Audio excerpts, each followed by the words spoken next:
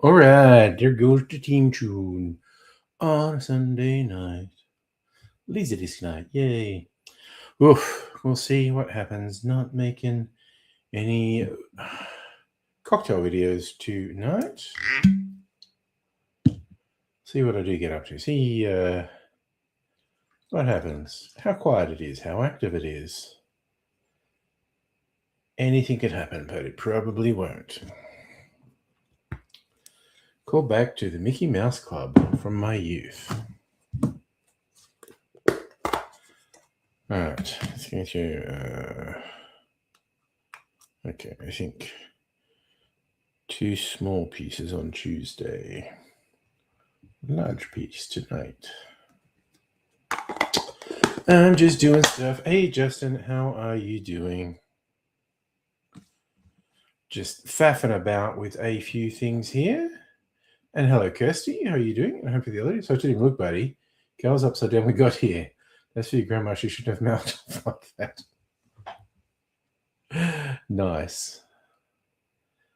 That's a vibe I can get behind.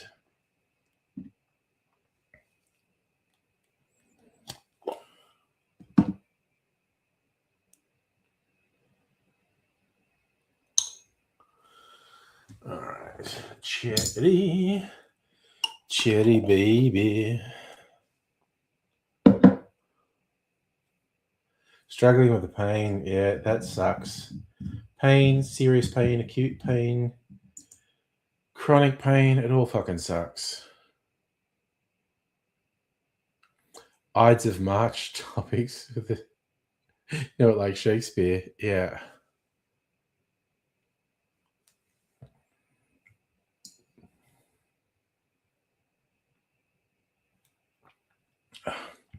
So funny watching, a couple of episodes of The Twilight Zone.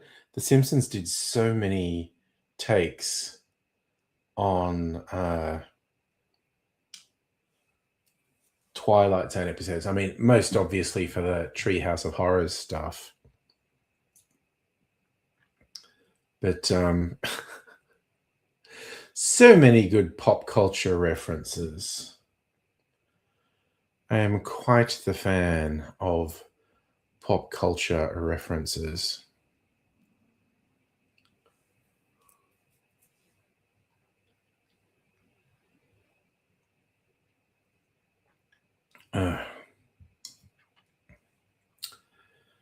Ooh, that clarified cocktail's nice.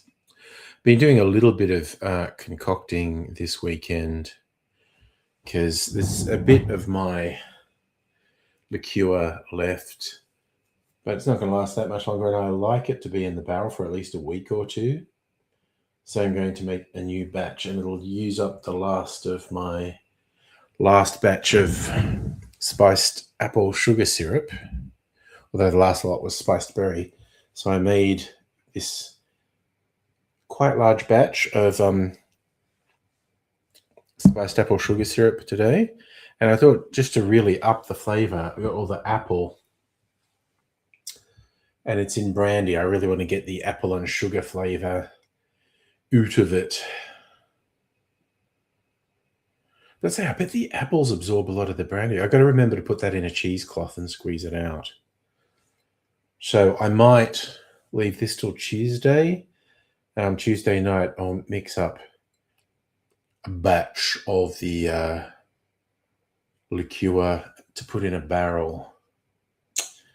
Justin, I actually topped up. I was half full, and I topped it up today because it's like $2.19. We had prices higher than that, 6 months ago without a fucking Gulf War.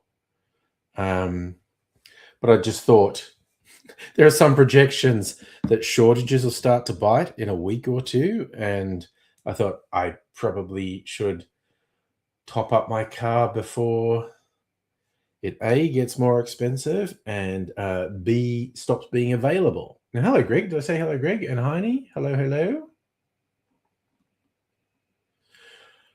Oh, and I was thinking, Charlie, we should start Laserdisc talk earlier than usual, like maybe past, just in case we run long. Also, just in case I run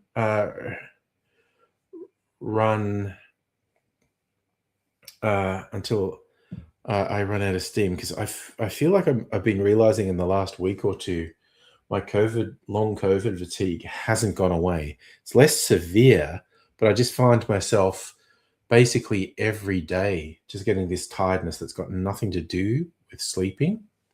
God, Justin, that's the American in you coming out. Gas prices, honestly. You're ready? Okay. I'll just warm up. Say, okay, let's flag it. Half past. I can also share the latest book video. I didn't actually think I was going to have it edited today. I was in the city today having lunch with the young'uns. Dumplings. Oh my God, so good. Like, I just arranged to catch up with them and said, oh, let's just meet in the city for lunch. We'll decide, does anyone have a preference? Everyone's going, oh, no, I don't mind. And I just went, you know what? I want dumplings. And we what was it called? Shanghai Street. It's a very popular one. Like, I noticed lunch times during the week, there's a big lineup outside.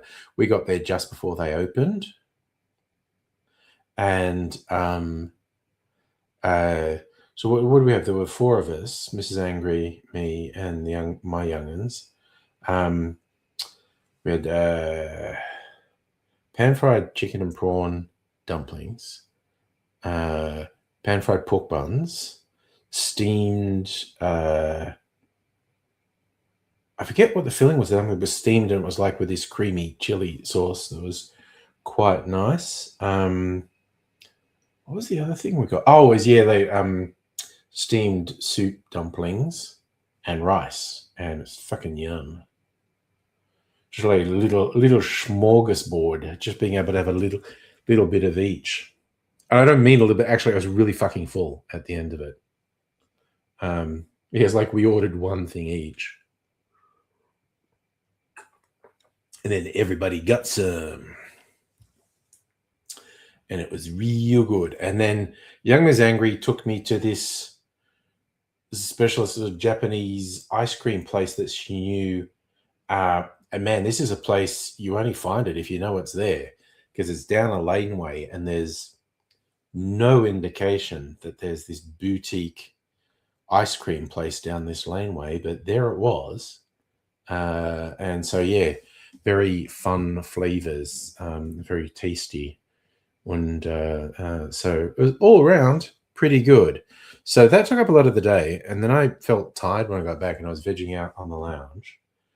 And Mrs. Angry had to catch up with someone else after the lunch. So, and she didn't get back till about 5. I went and picked her up from the station. And I thought, I'll try editing that video. I still had to shoot the B-roll. But I got it all done, and I'm pretty happy with it. Justin, you went to American International School in Japan. Yes, you would constantly be wrong to your mother, Justin. And I must say, very American to assert your wrongness.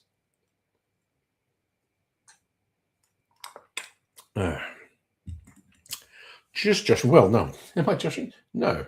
But anyway. Culture is culture. Depends where you went to school, where you were raised. All these things. Okay. It's time 8:09. We're just getting started. Thinking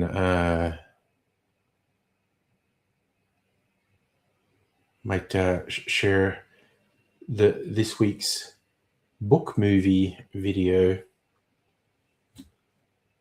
I definitely need to do that experiment I was talking about with split screen.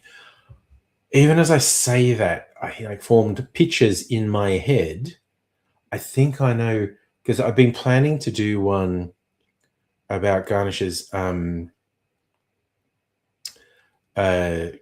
with the curds left over from doing clarified cocktails, drying out these curds, crushing them into powder to use as a rim on a cocktail glass, but also experimenting, because you could do it with sugar, with salt, or with something spicy like tahini. And I think I'll be talking about that and have the multi-video things going on a split screen. One is like spreading out the curd so it'll dry out. One of like grinding it in a mortar and pestle. One is adding the sugar, the salt. Yes, I think I may or may not shoot that this week. We shall see. Just a conversation about guns. Yeah, in fact, their last major gun crime, the gunning down of ex-Prime Minister Abe, it was some weird fucking homemade thing a guy who was convinced that Abe was making money from some, was it a gambling thing? That he decided ruined his mother's life and blew all their money. And so he was going to make Abe pay. And he rigged up some weird homemade, I think it was even like a single shot thing. Yeah, took out Abe.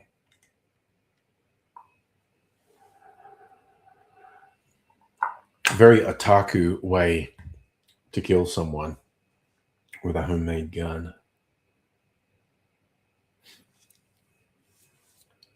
But yes, the citizenry don't have guns in Japan. I'm sure the Yakuza don't actually shoot as many people as movies have led me to believe. Less than 10 gun-related deaths a year. Yeah. Well, there you go.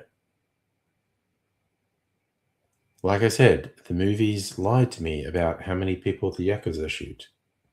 So let that be a lesson to you kids. Stuff you see in movies is not necessarily real, no matter how real it looks. The more you know. Wait, do I have this video lined up already? Politicians are creators because they're profile. Yeah. Oh, I do. Oh, and as per the good advice from multiple people last time I was trying to line up a video, I downloaded VLC to this laptop because, of course, I should have fucking VLC. I have far fewer problems with playing videos. But yes, so I've got it lined up on VLC. Is my producer still watching? Are you still there, Charlie? No point playing the video if the producer's not there. Oh, yeah, okay, I will send you the link. This is the thing that usually magically makes Pat appear, but not putting you on tonight, Pat. So that's the join link, so you can set up. And just fill in a bit of time in the lead up, I'm going to share the video I edited today. Window. Here we go. So let's just do that to make it bigger. Oh, wait, I don't think I did the share audio thing. I just caught myself. So we'll just do it once more. Window. Why don't we have share audio on by default? That confused me. Okay. We do this again.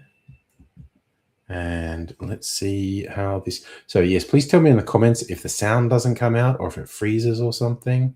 G'day, cocktail lovers. Going in the book this week is a cocktail called the Improved Vermouth Cocktail. You'll see that semi-often in cocktail names. It will have improved in front of it. Now, how improved is it? That's obviously going to be a matter of personal taste. Calling cocktails that, the improved whatever, goes way back. Probably the most famous one, certainly it's got a very big part in cocktail folklore, is in Jerry Thomas's late 1800s Bartender's Guide. He introduced the concept of the improved whiskey cocktail and the improved brandy cocktail.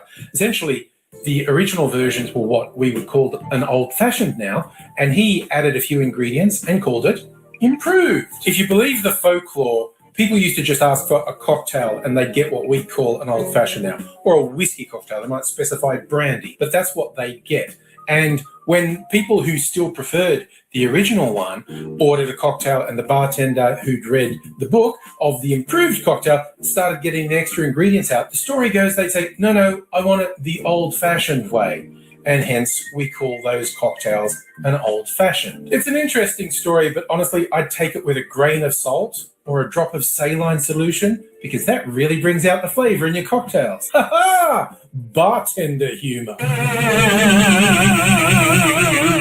But seriously, there's no reliable documentation for this story or pretty much any other bit of folklore around cocktails. We don't even know conclusively why we call these mixed drinks cocktails. I found this recipe for the improved vermouth cocktail on the Difford's Guide website, and it caught my eye because it isn't the sort of cocktail I'd usually make. So my initial take was, hey, it's time to get daring and do something unusual, and I ended up being extremely surprised with how much I liked it. The big difference from my favorite style of cocktail is there's no spirits in this, which makes it comparatively low alcohol by volume, a bit more than one standard drink, so it fits into what we call sessionable. You can have a couple of these without getting completely smashed, if that's what you want. There are two different Amari in this cocktail, and the Difford's Guide just recommended. It was a very soft recommendation for what Amaro to use. I'm going with ones I have on hand or ones I like. I recommend you do the same. Don't be bound by me or anyone else's hard line with particular Amaro. Use the ones you like or the ones you have. This cocktail is more than 2/3 sweet vermouth, so it's important you use one you really like. And don't forget, store your open vermouth in the fridge. It also calls for orange liqueur. I'm going to be using my homemade blood orange liqueur. First Amaro I'm using is Montenegro. I think it's softer and easier to get into than a lot of Amari. My second Amaro is Averna. It's a little more viscous with deeper flavors, almost caramel or cola tastes, and it is a little more bitter. And we'll be rounding the whole cocktail out with some chocolate bitters. They complement the Amari really well. Even without a base spirit, there are great flavors in this cocktail. So if you want a tasty cocktail that you don't have to feel too guilty about, this is going to suit you. Here's how we make it. In a mixing glass, put 60 mils or 2 ounces of sweet vermouth, then 1/4 ounce or 7.5 mils of an orange liqueur, 1/4 ounce or 7.5 mils of an Amaro, 1/4 ounce or 7.5 mils of a second Amaro, and rounding things out with about 4 drops of chocolate bitters. Add ice to the glass, but you don't need to stir this as long as one with a spirit, so 15 to 20 seconds, so it gets chilled and a little diluted, and then I'm straining that into a chilled Nicanora glass. I also decided to add a garnish of a twist of orange peel, one of my favorites. I think it's going to go very well with these elements. Let's see, I haven't tasted this in well over a year. Do I still like it? Yes, I do. These elements, the vermouth and the Amari, and the little orange brightness in there, they go really well together. The chocolate bitters is playing off the Amari in particular well. But obviously, as I said, the sweet vermouth makes a big difference. You really need to be using one you like. This one's from South Australia. It's really fruity. As you see, it's really dark red, and I do really like it. If you're into the classical cocktail templates, you'll notice this doesn't match them. No spirit. It's all fortified or aromatized wine plus some liqueur. So this is really just someone came up with the idea, what would these go like together? And in this case, someone is Simon Difford, and they have gone together really well. Just goes to show experimentation is worthwhile. I do so many cocktails for my cocktail channel, and a lot of them I just look at a recipe and go, yeah, I'll try that. That looks okay. They're not all. So a lot of them middling to average. Some are good, and you get a couple that are exceptional, and they're not always the ones I expect. Case in point, I wouldn't have expected this to be one of my favorites, but it was in my top 10 of 2024. So I really do recommend you try an improved vermouth cocktail. Cheers. All right, all right, all right. Stop sharing. There we go. Oh, Charlie, that came up better than you thought it would. Well, I'm glad. And you liked the little joke thing I put. I actually did spend a little bit of time deciding on the right effect and the right sound effect for that. And hello, Celtic King. How are you? It was... yeah, I tried multiple sound effects and multiple video effects. I was happy with how it was in the end. Und so, it continues. Okay, you know what? I'm going to pour myself another drink.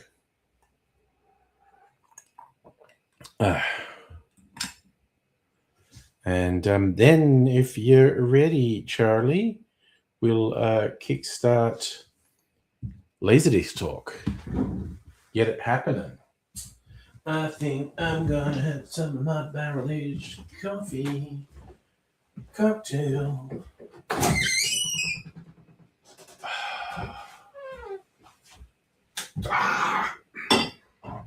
That just kind of escaped. Let's go, baby. Let's go, baby. Let's go. Oh. Lots of gas just ejecting from me.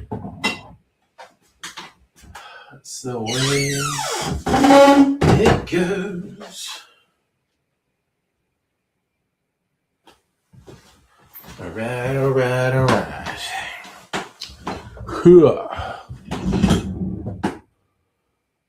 How many beverages? Had one. I've had one alcoholic beverage.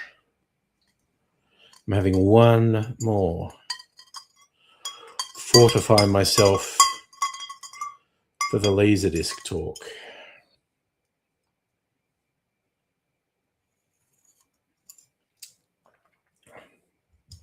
Ooh, that's a treat, that one. Hello, Charlie. Someone say Laserdiscs. I think we might be heading in that direction. So don't forget your microphone. Yes, okay. I had forgotten. So let us... That's why I'm here. My job is to direct okay,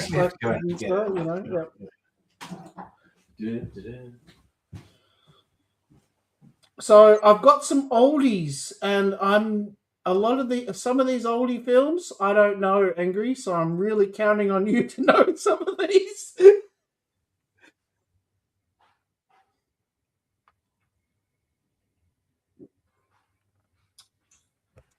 Isn't the microphone just up there on the... Hi, Celtic, by the way. Celtic, sorry, I keep calling you Celtic.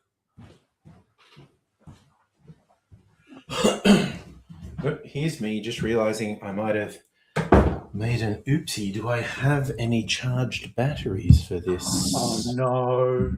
Dun, dun, dun, dun, dun. There's 2 batteries in the charger. Okay. All right, and I'm going to put some on while we're doing this so I have backups. Yeah, because you've got to do your videos too. Yeah, now I just noticed when I was recording, this was quite low.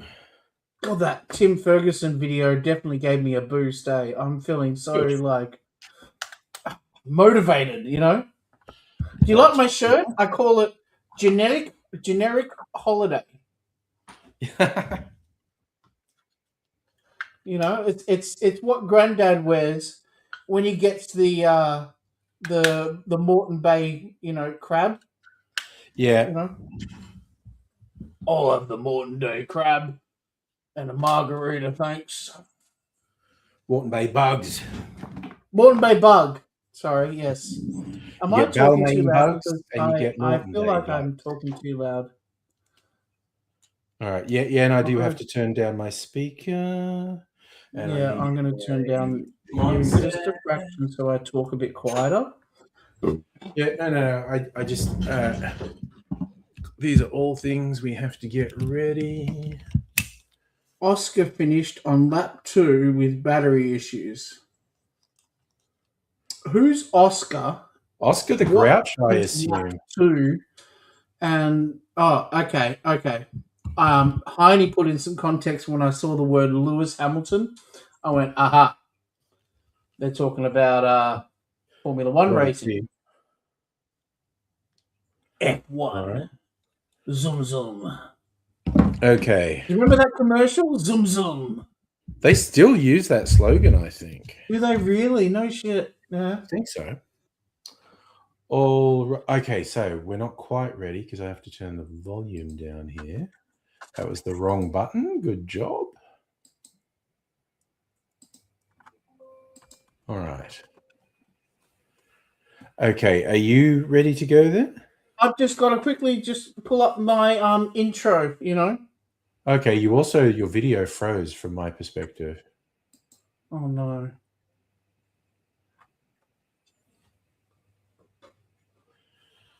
So we may have to work on that. I said, ooh, You're there now. I don't know if you did I anything, lost but my bra. I left my knickers in my boyfriend's car. Said, ooh, I lost. Is it working now? it's working. Yeah. Ah, good. I knew Okay. that song would work. Yeah. You're ready to go. I'll start recording. There we go. Yep, and that reminds me to start recording as well. And you froze Got again. the red light on. See the red lights going? Yep. You froze again, so I don't know what's happening. Oh, you're kidding. Whose end the problem is at? You're back again, How's that? but yeah, that's Okay, so if I put another window on the tab, it freezes the mic for some reason. okay. That's weird. Well, that's going to be a bitch to try to read. Okay, you know what? Can you do the intro this time? You're really good at that kind of stuff. All right. We ready? Yeah, I'm ready when you are, yeah. G'day, viewers. It is that time of the week. It's a whole Laserdisc thing. I have taken over the intro, but I have graciously allowed Charlie to still be part of the whole shindig. Charlie, are you ready? I'm ready when you are, Angry. All right, ready. We have got, was it 30 Laserdiscs again? Always 30, yes. 30. So Let's the first go. one, we're starting off with some $5 discs because I'm still replenishing that. You remember I sold all those bargain basement titles? Yeah, a few you had weeks ago? one person buy the whole lot, didn't you?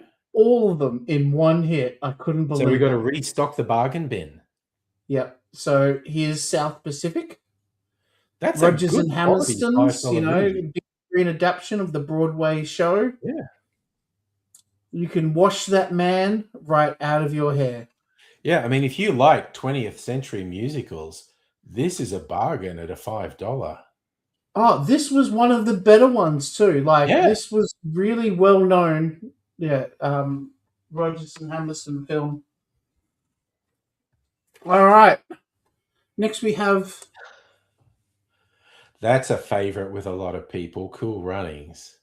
You still haven't seen it yet, though, have you? I still haven't seen it. No, it's. I'm gonna nag him into watching it eventually. Yeah. I might get to it eventually, but there's too many things to watch to go back and want to Tell me watch about a Disney movie. Although I was so disappointed with that Good Luck Don't Die movie, we'll go into that another time. But I was just, what the F is that crap ending? Okay, all right. Next up, we have Carousel. Oh wow! Another big mid 20th century musical. And Rogers and Hammerstein as well. This is a bit darker than people expect. A troubled romance A man who makes some very bad choices. You'll Never Walk Alone before it became a football anthem. Next up. Okay, I don't know this, but Jack Lemmon and Shirley MacLaine. That's enough to directed get by me Billy interested. Wilder as well. This is a win-win-win. Three strikes, you're out. So it's about a policeman who falls in love with a prostitute and hatches a ridiculous scheme to keep her for himself, to get her out of the business. The game. Roxanne. Irma LaDouche, I have actually heard of that movie, but yeah, great cast and Billy Wilder. Jack Lemmon, I love Jack Lemmon. He's so adorable. Okay. A Few Good Men. Peak 90s. This is like peak 90s, this movie. Can you handle this Laserdisc? You can't handle the Laserdisc. You can't handle this Laserdisc. But for $5... I want the Laserdisc! Courtney Driver, this is Tom Cruise, Jack Nicholson, Demi Moore. I can't believe anyone needs an introduction to this one. Yeah, I know, right? I really shouldn't be wasting our time on that one. How about this one? Oh, wow, we are really going with musicals. Yeah, well, this is $5. This is $5 is full of 50s musicals, especially Rodgers and Hammerstone's ones. Musical fans are going to go nuts. Nice widescreen version, and look, it's pristine. It's really nice. Yes, I just whacked myself in the head with the Laserdisc. I saw that too. Okay. A River Runs Through It. Robert Redford directing Brad Pitt.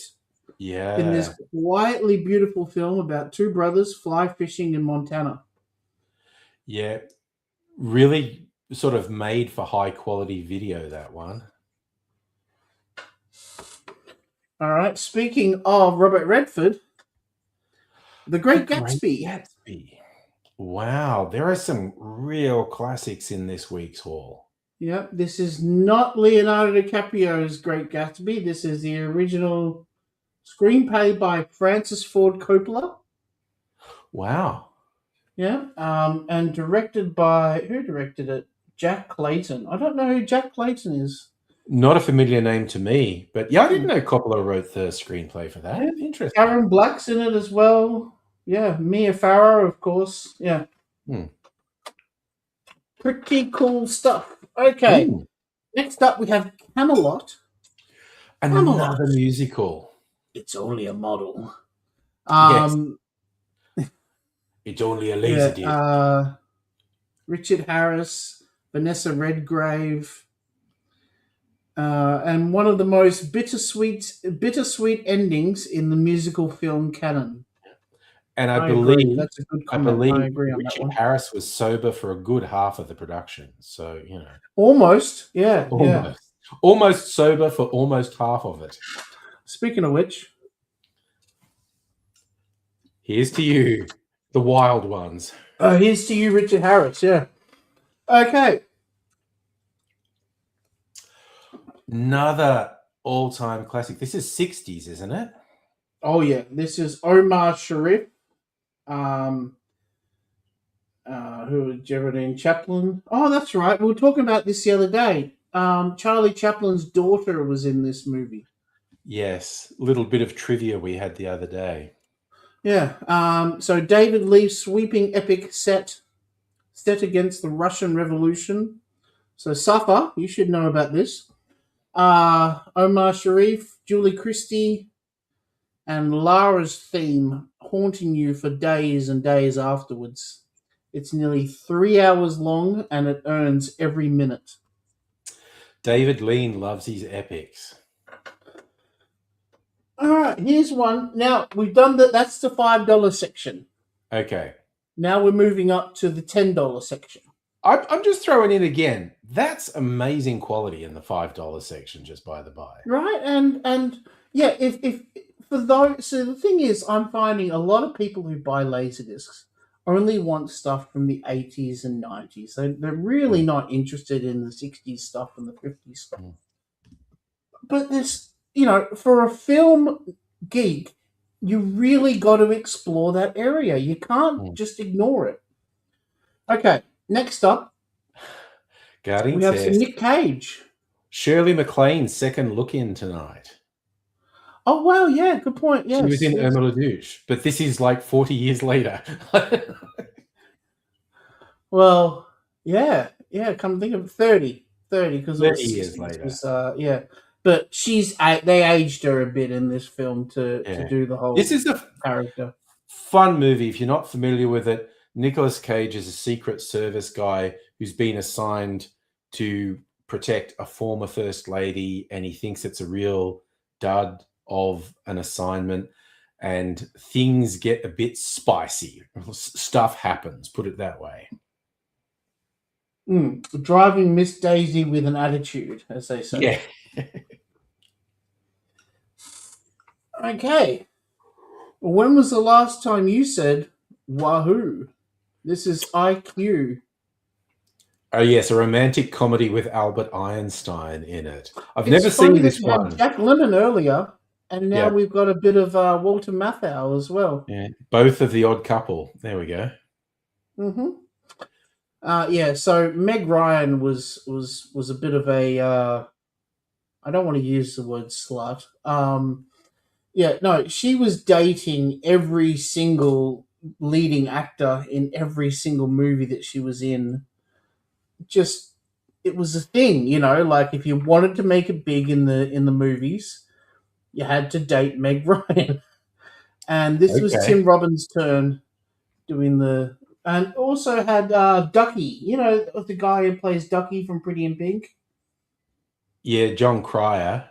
Yeah, John. Good memory. High five, Angry I remember him Aussie. from 3.5 Men. He had his late career resurgence with 3.5 Men. Yeah, so he was one of the. Oh no, it wasn't Ducky, was it? It was the dude from Career Opportunities who was a constant compulsive liar. Okay, And I don't know with Career that Opportunities. chick that was riding on the horse, with no bra. Yeah. I don't know the movie at all. Career Opportunities. Yeah, I don't know that at all. Well, you can watch this trailer now.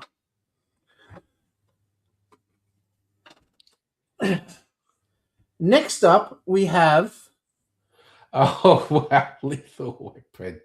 I'm too old for this shit. Yeah, we've had this before a couple of times, but it keeps selling, and I keep finding more copies to add. So, and Mel Gibson's amazing hair in this. How that hairstyle. Well, yeah, it's so 80s, isn't it? Yeah. Put a hole in the ozone layer. The amount of hairspray that was in his hair. Yeah. This was a bit more serious and grown up than the other three movies. You could say that. Yeah. My favorite out of the series is number 3, where they have Joe Pesci with the white hair. Yeah. I feel like they found their perfect balance, but having said that, I'm not much of a Rene Russo fan. I found Rene Russo was a bit over-saturated at the time. She was in absolutely everything, and so when she was in Lethal Weapon 3, that was my last straw. I was like, enough, But having said that, fun film.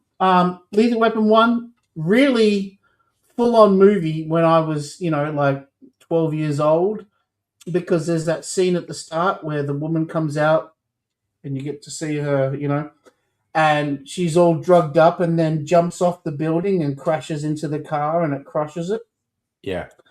That was a lot to take in for a little kid, It was very attention-grabbing, that opening. Yeah. National Lampoon's Loaded Weapon 1 does a great job parodying in this film as well. I really enjoy that. But fun film. I'm really glad to have this one in the shop. All right, your turn. Internal Affairs. Okay, I have seen this. Richard Gere plays an internal affairs cop. No, he's the dirty cop. Is he? I think he's the one being investigated. So it's the big question Oh. of, is he dirty? How dirty is he? Will he get caught? This this one kind of confused me at first because it's like, oh, is this a version of the Hong Kong film Infernal Affairs? But it isn't. It's Yeah. but yeah, that's a good 90s cop film, that one. It's funny that Richard Gere's all over the front cover, but when you flick it over to the back cover, it's all Andy Garcia. Yeah, Andy Garcia is actually the lead. He's the investigator. Andy Garcia. Yeah. Yeah, and we were talking about how wonderful this guy is. Such a good actor. If you Yeah. can pick up some more Andy Garcia films, he's got a great career to follow. All right, some Demi Moore. Striptease. I think I've seen this. This was like a camp fun movie, kind of like Showgirls. Yeah, it took itself a lot more serious than I think the audience took a lot more serious than Showgirls. But having said that, I like the cast. You know, it was. So you remember that actor the Italian comedian actor from Fatal Instinct? No, you're going to have to be a bit more precise than that with me. Ahmad Asante. Oh, Amanda Sante. Yeah, okay. Ahmad Asante, yep. It also has Vig Rhymes, you know, from Pulp Fiction. Yeah. Robert Patrick from Terminator 2. Yeah, he was the silver the RoboCop. Yep. Not RoboCop. Demi Moore, and of course the Burt Reynolds was a real star in this show because he took on this he embodied this character that was followed on in what was that movie? Boogie Nights. Yeah, which came first, Boogie Nights or Striptease? Oh, that's a good question. Because one of them was his last. One of them was Burt Reynolds' last film. No. Burt Reynolds was still going into the 2010s.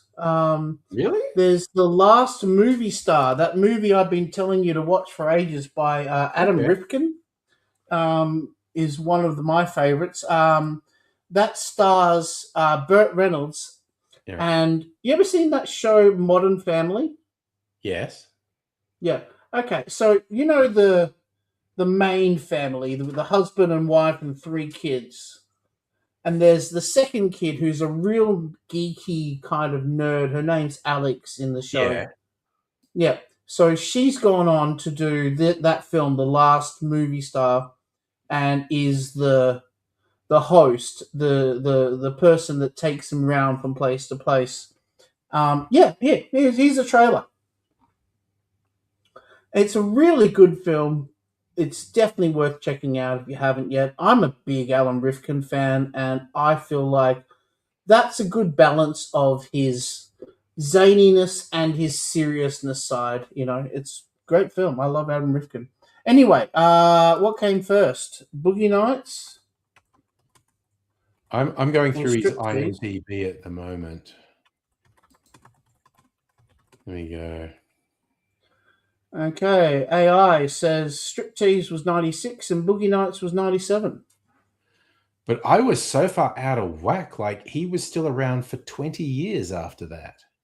Mm-hmm. Oh, wow. My memory was so bad there. Yeah, he's done some actually decent films too, you know, like he started going, okay, it's time that I really try to take myself serious as an actor and do some interesting roles that I'll be remembered for. Is he dead yet? Sorry, is who dead yet? Burt Reynolds. He died in 2018. Oh, wow. Okay. Yep. So nearly 10 years ago now. Yeah. Yeah. So I'm just blown away by how bad my memory was, though. There's lots of movies, eh? There's some good ones Yeah. too, yeah.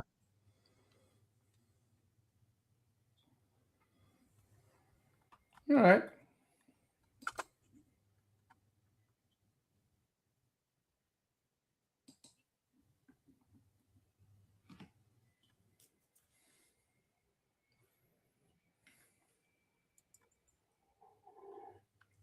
Yeah, The Last Movie Star, 2017, completed and work on defining moments, which was released posthumously. They were the last two films he was in. Okay, yeah. All right, let's lighten things up after talking about the death of Burt Reynolds. You don't get much lighter than this.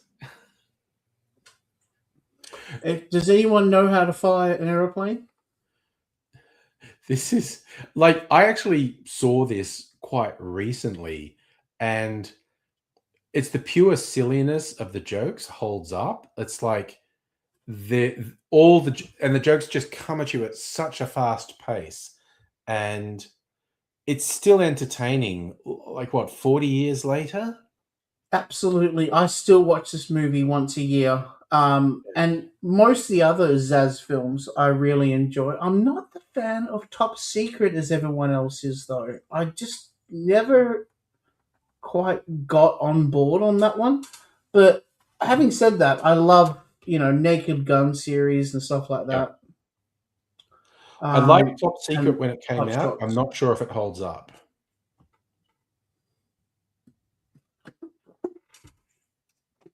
But yeah, cool film. Really cool film. Yep. Surely you can't be serious. Okay.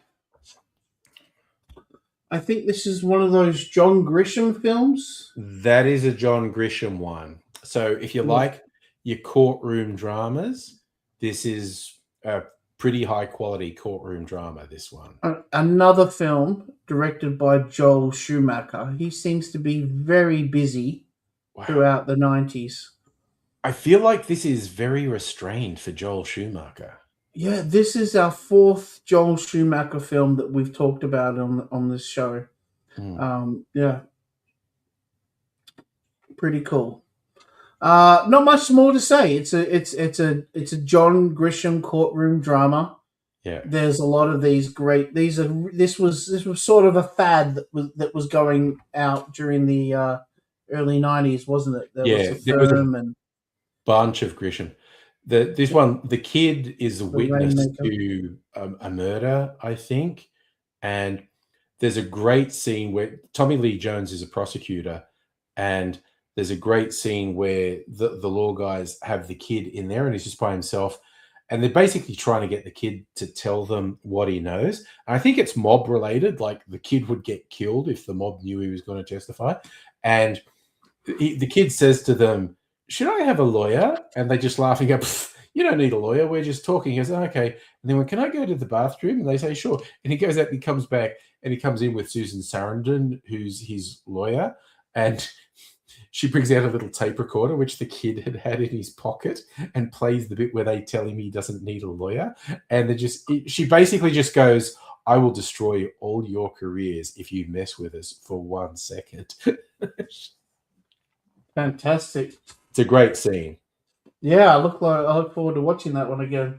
All right, here's one I don't even know. This is Patrick Dempsey, and the film is called Coupe de Ville. Okay, it's clearly just going for road movie with a classic American car. It's got Wanderers vibes like crazy, eh? Yeah. Yeah, they decided Patrick Dempsey is like their pin-up boy. He actually did much better as an adult than as a teen heartthrob.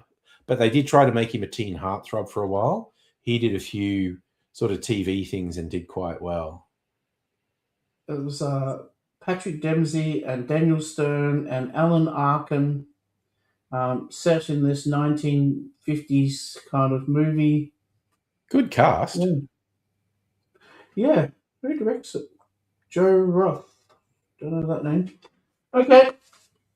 Here's one you know for sure. Everybody's seen this one. Oh, Misery. Yes. Oof, that the hobbling scene is just damn. This is what shot Kathy Bates to fame. She is so good in this. Yes. Yes, Um, absolutely. I think in the book, the crazed fan cuts the author's feet off, and somehow what they do in this movie is Wow.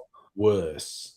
And Yeah, because they don't hide it. It's not like it's something you have to imagine when he goes to hit the feet. and it They happens so show it. suddenly. You know? You're just watching the movie and you go, "Oh,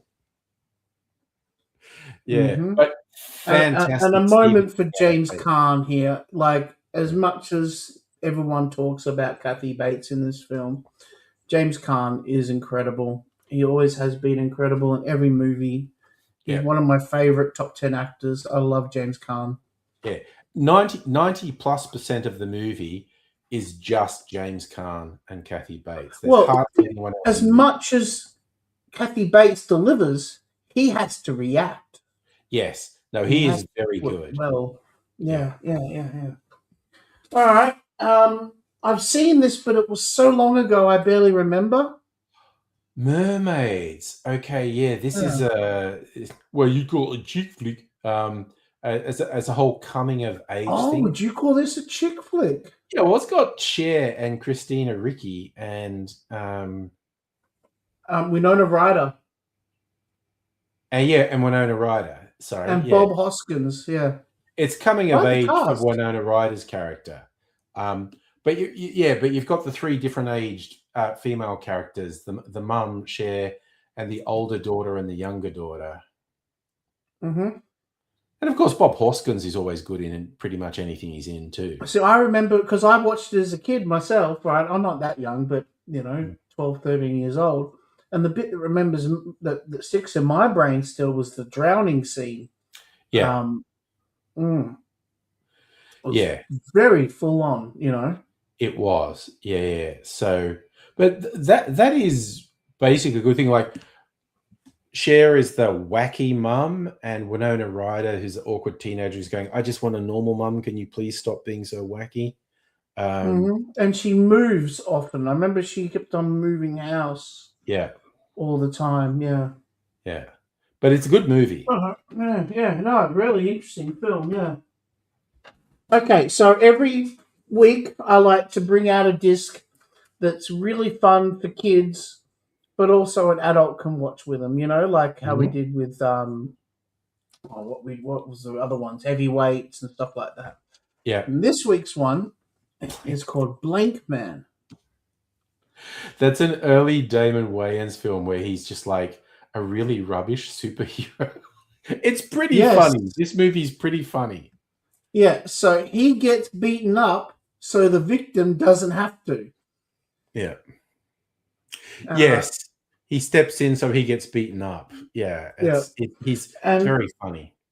he makes these incredible bitch sounding noises, when he gets the shit kicked out of him. And it's a pretty funny movie. It's pretty Yeah. fun. Yeah. Okay. Now we start getting into the big boys laziness stuff. This is the Ah, collector's stuff. but this is pretty dark for Jim Henson, but I do think kids can still watch this. If this is, if kids want to watch something that's slightly scary but not too intense, because some of the creatures that Henson Workshop created are pretty spooky, honestly. Yeah. Yeah. This was the first one where he brought Frank Oz on to direct with him. Mm, So it was a co-directed film. And yeah, this is way different than Labyrinth in the sense that Labyrinth is something that I would happily show my kid. yeah, But this one I'd wait till she's a teenager because it gets a little bit full on. it is a little It bit just dark. it's dark. That's what it is. It's not like it's more scary. The plot in Labyrinth is a bit dark too, but Yeah, this one, yeah, it has some emotionally yeah. I to me fucked up.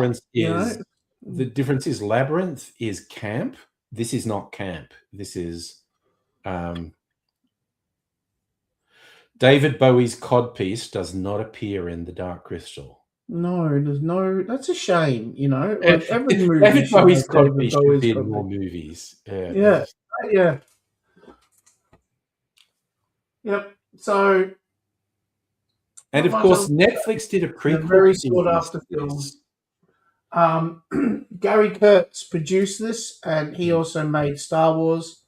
Mhm. It's very sought after, especially if you're a Star Wars collector. All right.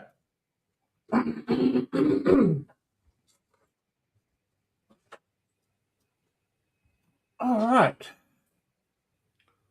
Oh my God, the Blair Witch Project. This was done, it wasn't really pre-internet, but it was in the very early days of the internet, where the whole marketing campaign was, that it was real found footage. It was probably the last found footage movie that worked in a way that had people going, wait, is this real? And first time I watched it, I made a point of watching it alone at night when there was a storm outside, which really did add to the atmospherics, but it still didn't really scare me. But I thought it was very entertaining because it was very different. We watched it on VHS, and I don't think VHS really captured the depth of the darkness and the fear and a lot of the things that happened, like the tent shaking and stuff like that, sent them off into panics. Because half of it was acted, half of it was like they were just getting fucked with by the company, by the producers. So yeah, I don't feel like I really got it, in the first time I watched it. Never for a second did I think it was real, as they would say, because that's how they sold it. They went, this is found footage, and they even scrubbed their names off IMDb during the period of time when it was released. No one sensible thought it was real, but the marketing was so effective that some people were really questioning. Like, even there was a documentary about it that again was pretending it was real, and it was all these people whose family members went missing and were disgusted that someone was trying to profit by releasing this film that had their clever. family. Yeah. So even the documentary was trying to maintain this is real. So the making of stuff is as interesting as the movie. Like you say, half of it was scripted, and the other half they're missing. Like, apparently they just had them hiking through the wilderness for days, and they had no food except like protein bars or something. So they were all really jittery and agitated, and that's when they started attacking the camp at night without telling them and freaking them out. So half the time when they're freaked out on screen, they're just literally freaked out. It was the perfect timing because it came out during this period when home video cameras were accessible, but the internet wasn't big enough still that people could go on and start sharing with each other how fake it was, because they found some tidbit of information about an actress who was actually starring in a porno before then or something like that. You know what I mean? Like, it was just this right little cusp of internet time or time in technology where they could have brought that out. So I don't think there was anything like that before, where it was like a found footage film. There's so many found footage films that have come out since. Some are fantastic. I really love Afflicted. Have you seen Afflicted? I don't think so. Oh, here's a trailer. This is really good film. Yeah, good vampire film, Okay. Anyway, so here's one I think you should know. One moment. Drum roll, please. Okay. Oh, Rutger Hauer. I don't think I've ever watched through this movie, but he's a blind martial arts. It's extremely camp, so I don't blame you at all. You know, Yeah. like this is not the serious kind of film that this cover presents. This Yeah. is the better pressing of this film as well, by the way. Yeah. This is Okay. really nice, nice pressing. And yeah, like it's basically, you know, the storyline of like what was that famous Oh, like Zatoshi. thank you. Yeah, that was the word I was looking for. Yeah, yeah. Beat Takeshi, Zatoshi the Blind Swordsman. And it is basically taking that idea and doing a It's Hollywood taking the version. piss out of the idea. That's what it's It doing. is. I remember the one joke. I think he's in Florida and he's walking out tapping away, and there's a gator on the path next to him, and he taps it, and the gator goes, "Ugh," and he goes, "Ooh, nice doggy." And so it is very camp. Yeah. All right. So this one brings back to something a bit more serious. A bit more.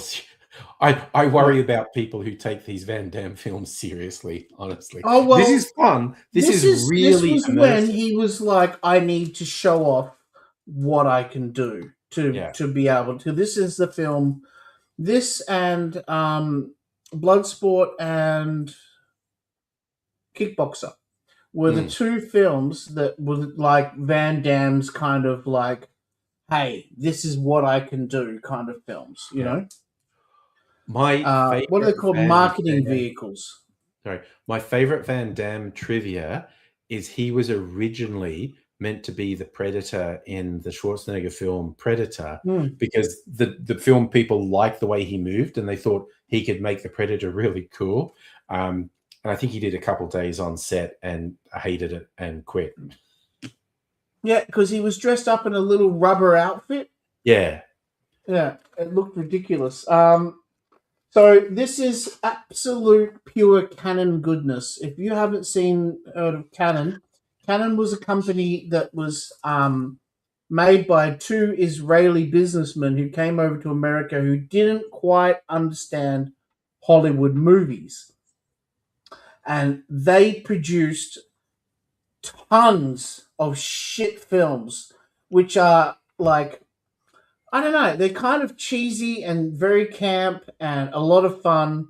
Like, you know, a lot of Chuck Norris, a lot of Charles Bronson films, a lot of early Van Damme films. But then you've got some weird stuff like, you know, lots of sex comedies that came out during the early 80s. Um, yeah. They had a really interesting run of films.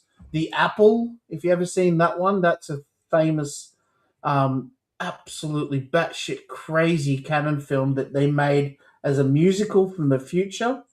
Yeah, they were fun. It's fun. They're fun movies to look back on now because of just how weird they were. You know. Okay, next up, Chris Elliott. Oh, yeah. Okay. I'm familiar with this. I've never watched it though. Okay, I've watched this twice and I don't get it. I've heard people talk this up like crazy because Chris Elliott is fantastic in Scary Movie. My Mm. child, you know, um, so funny on David Letterman back in the day as well. But I just don't feel like this film captured any of that whatsoever. It's a slog. I found this film quite a slog, but some people just swear by it. They love this film. So who am I to deny that? You know, enjoy. Have your Chris Elliott and eat him too. You know who Chris Elliott was funny in? Something about Mary. The one he was Yes. obsessed with Mary. Yeah, yeah. Yes. Yeah, he was a very funny supporting character in Something About Mary. All right. Now, this was quite the full on uh, political film at the time. Yeah. But what it shows is when you watch this again now, how tame it was back then. Yeah. How tame politics was back then, because Yeah. the stuff that happens in this wouldn't even make the news today. it's, No, it's not a at Warren all. Beatty film. He's if I remember, he's playing a politician who's got like a terminal cancer diagnosis. He's got some reason to pay someone to actually take out a He's contract on him. depressed and disillusioned with the role and takes out an enormous insurance policy contract on his own life. Yeah. But the impending death fills him with outrageous desire to start breaking all the rules. Do you remember the soundtrack when this came out? They had this song called Ghetto Superstar. Oh, that was a big one. And that was a massive hit when it came out, yeah. Yeah. And it had, clips from Woolworth in the music video as well. So political satire, it's pretty good, but it's dated, I think. Yeah, and I think it was one of the last great good. Let me even say that. I'm not great, good Warren Beatty films. This is no Heaven Can Wait. Warren Beatty did so many other better films. But this was okay, Have you seen Heaven Can Wait? I have, yeah, that's pretty good. I love Heaven Can Wait. It's such a beautiful film. Okay. Oh, this is, again, switch your brain off when watching this, but it's a really good action film. The plot is Jeff Daniels is a reformed IRA bomber. He's changed his identity and he pretends he's American and he's a cop and he's trying to stop violent incidents and defuse bombs. Tommy Lee Jones is, I think, his mentor from the IRA. And so it's this battle of wits and bombs between them. Wow, that's totally different than how I remember it. No, that's the thing. Jeff Daniels is trying to atone for having been a bomber by defusing bombs and saving people.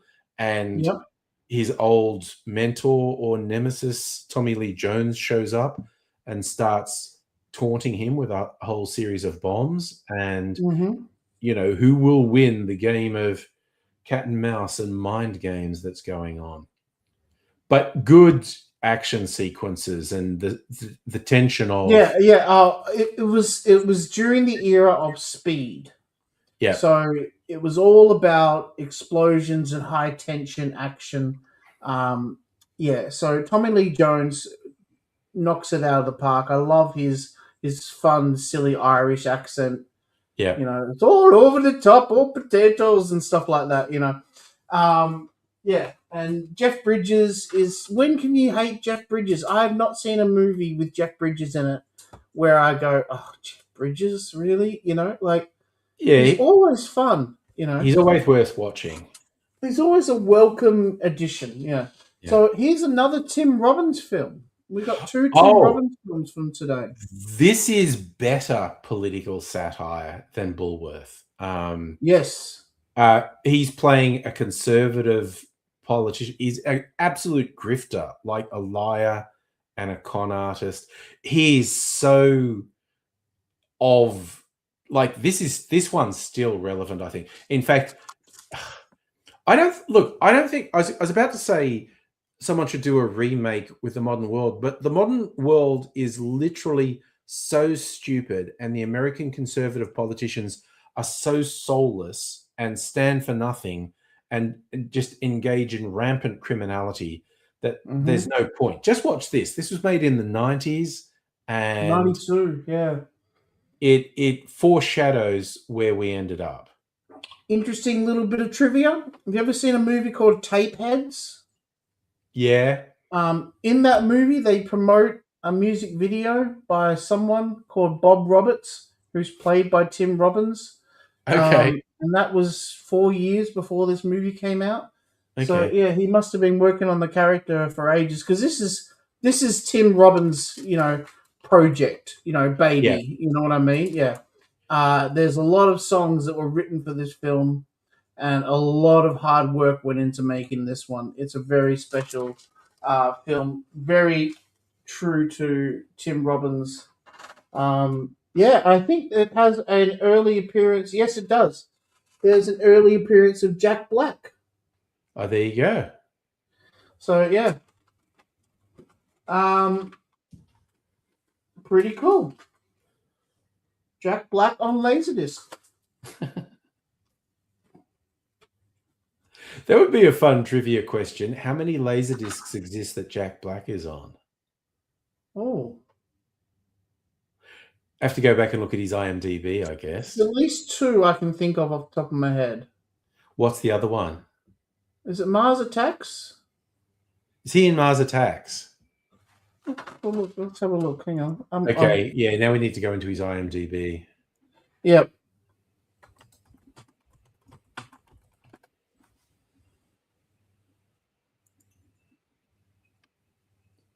Oh, he was in that stupid Pauly Shore film, Biodome. I was about to say you didn't narrow it down there with every Pauly Shore film. Yeah, he was in Biodome as part of Tenacious D in that film. But did Tenacious D go back that far? Mm-hmm. Okay, so he was in The Cable Guy as the best friend of the lead character. Okay. You want to go further back? He was in Waterworld. When did Laserdiscs stop being made? Technically 2001, but then if you want to go with every movie that came out, it was pretty much 1999. But there we go. Airborne. He was in Airborne, and that was on Laserdisc. Yeah. So I'm looking at Bob Roberts. Yeah. Bob Roberts, 92. Demolition Man. He was in Demolition Man. Okay. He's in Blind Justice. Oh no, that's a different Blind film. That's a different Blind Justice. Yeah. Isn't that funny that it came up though? Yeah. Waterworld. Neverending Story 3. Waterworld. Wow, he was in Dead Man Walking. Yeah, right. Isn't that weird? Yeah, Mars Attacks. I was right about Mars Attacks. Thank God. I hate being wrong. So he's in like at least 10 or 12. Enemy of the State. Okay. That was on Laserdisc, yeah. I Still Know What You Did Last Summer. I think number 2 was on Laserdisc, yeah. Enemy of the State. That's a classic. And that's it. Then after that, it's High Fidelity was when he started to make his own name for himself. Yeah, because he was relatively minor supporting roles up to that point. Yes, correct. 100%. Okay. So he's in at least 12 Laserdiscs anyway. Yeah. Okay, next up we have Analyze This. I enjoy this film. It's very silly. The idea of a mob boss going to an analyst and trying to work through his trauma. It's inherently silly, but I really like it. Fun pairing. These two bounce off each other very well. Letha Kudrow was, I think this is the first time I remember seeing her in a movie opposed to just being in Friends. This was directed by Harold Ramis. Yeah. Who made Groundhog Day, and we've had many chats about Harold Ramis directing before. Multiplicity was another one. Yeah. Big question: is this Robert De Niro's first comedic role? Oh, because he leaned into comedy. Parents, wasn't it? Does the comic movie that he did with Martin Scorsese count? Okay, that's a really good question. King of Comedy. I don't think that's comedy. I think it's a really creepy sort of psychological drama. Even though the whole thing is a character who's convinced he should host the Tonight Show because he's really funny. And you watch the whole movie going, this guy is freaking me out. But he was freaking you out in this too, but making you laugh while doing that. So, for some people, I could see the King of Comedy being funny. Yeah, but it's not. I don't think many people call the King of Comedy a comedy movie, whereas this was a comedy movie. Yeah, I always want to quote the lines like Billy Crystal saying to him, "People don't say no to you very often, do they?" And he goes, "Oh, they say it all the time, but it's more like, oh no, please, no." Yeah. Sometimes I feel like if you're frustrated, you should just hit a pillow. Oh yeah, Yeah. I feel great now. Thank you. You know. He hits it as in shooting it. It's Yeah, yeah. very silly jokes, but very funny. And well, guess what? I surprised myself. We've gone through 30 already. That was the last one. Oh well, absolute classics, and I swear to God, people should plunder the $5 bargain bin. There were some absolute classics in there. Mm-hmm. Fans Really of mid good if you 20th want to get century your musical. musicals should be in heaven. Yeah, yeah, yeah. So you said the same as me. Yeah, they're Yeah. definitely good if you're into musicals. Just Yeah. expand your movie database. You know, learn about the history of film. I think it's important as a movie geek to not just know the new ones. You know, there's so much more to discover. And all of those musicals were actually really big. They were really influential musicals. They're very different styles. They're telling very different stories, but they were all very influential movies. Massive hits. Some of them really push the boundaries of cinema. They use 65 millimeter film for the first time, which is the equivalent of what we call IMAX nowadays. Um, they use things like VistaVision, and like just get your geek on, dudes. Like it's really fun. Hmm. Well, that And was a yeah, great besides selection. that, some fun late releases there too.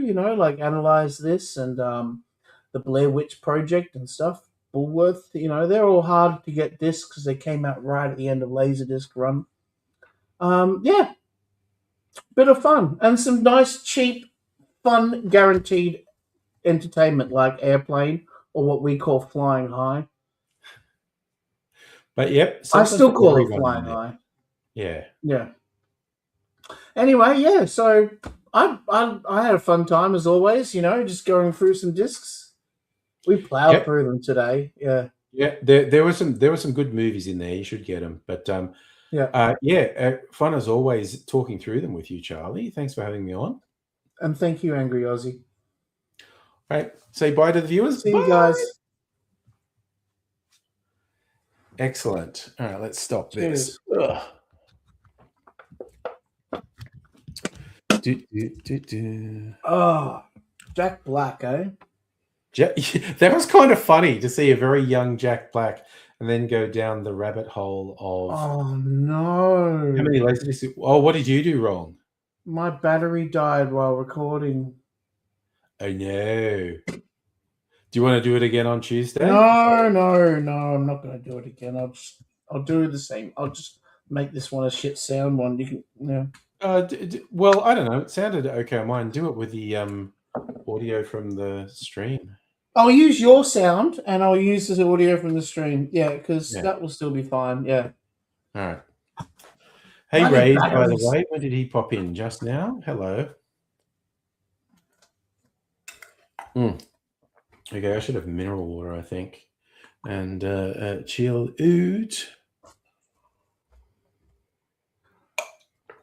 out. Don't always have to fuck her hard. In fact, sometimes that's not right to do. Sometimes you gotta make sweet love. Oh. Actually, I was going to look.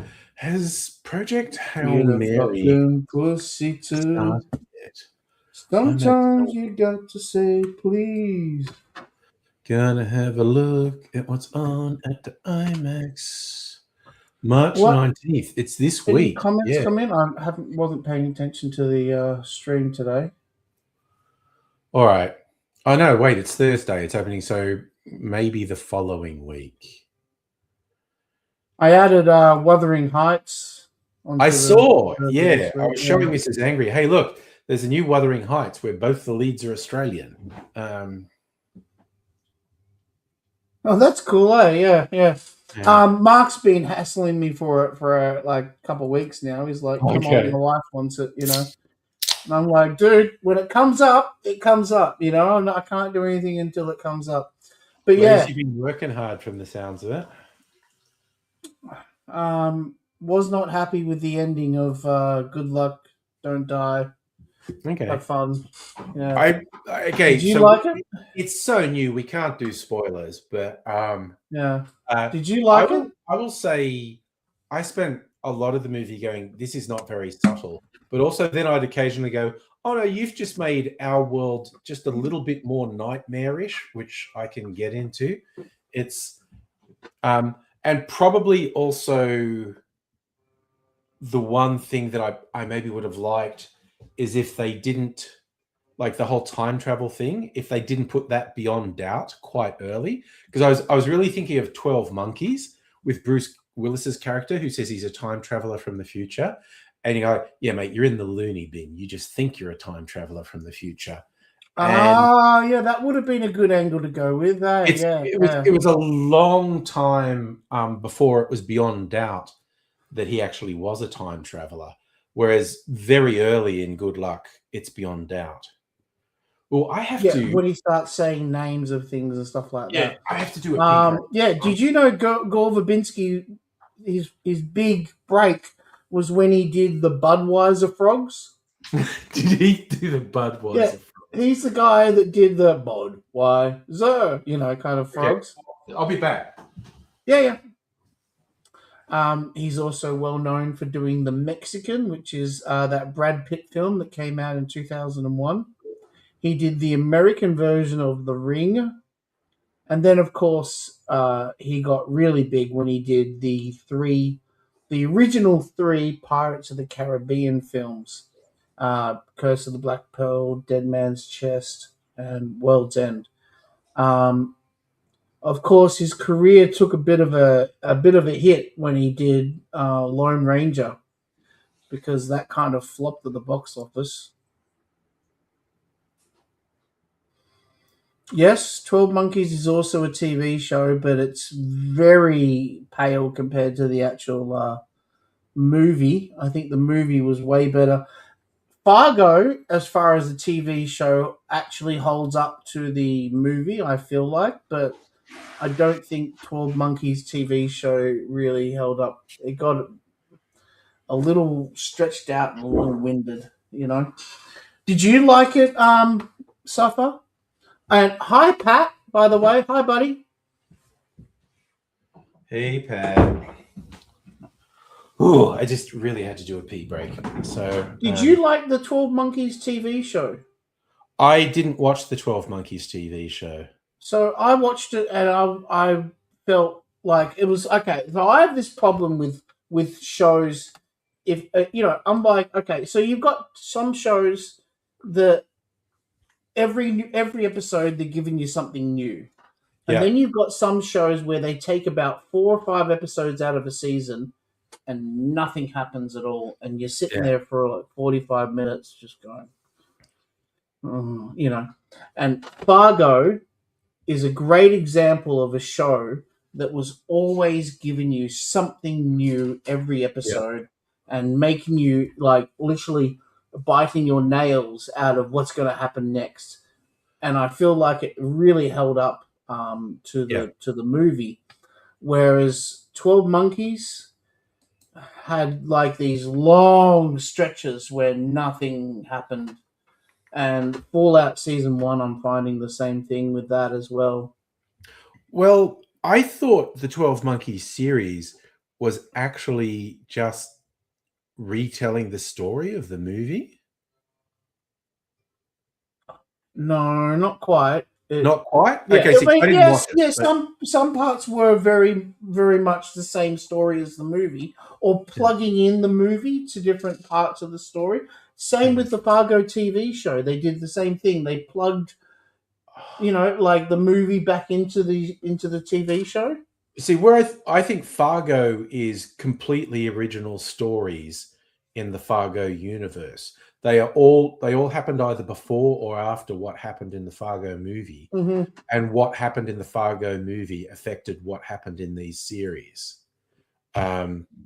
Whereas, like I clearly I didn't watch the 12 Monkeys one, but I always got the impression it was just a literal retelling of the movie. Can't believe how fast we flew through those 30 discs. I'm wrapped. That's going to make it so much easier to edit. Easier editing job. Those are good.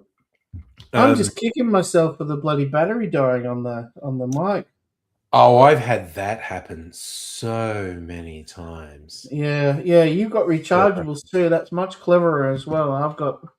I'm killing the environment one battery at a time. Yeah. You know. It's like people always say, "Oh, why did you get a radio mic?" And I go, "I had a radio mic, and the first time the radio mic didn't work, so your whole day's shoot was for nothing.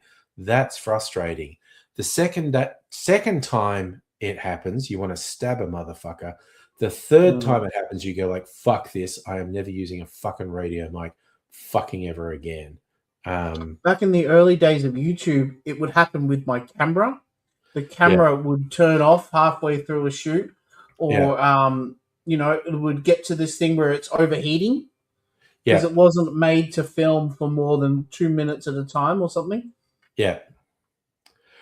I used various ones. I had like a shotgun mic that would mount on top of the camera for a while, which was actually pretty good. It did pretty good sound. It was very directional.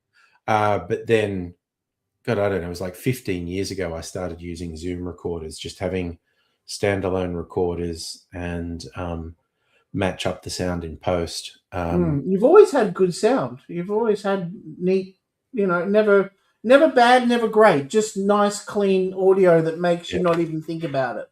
But also, what you want. A lot of the time, if I watch something with super smooth audio, it takes me out of it because it's like, my brain just goes, that's not what someone's voice would sound like in that room. It's clearly it's been done in a studio. They've redone the recording. Or when they've got their voice really up close to the camera microphone. Yeah.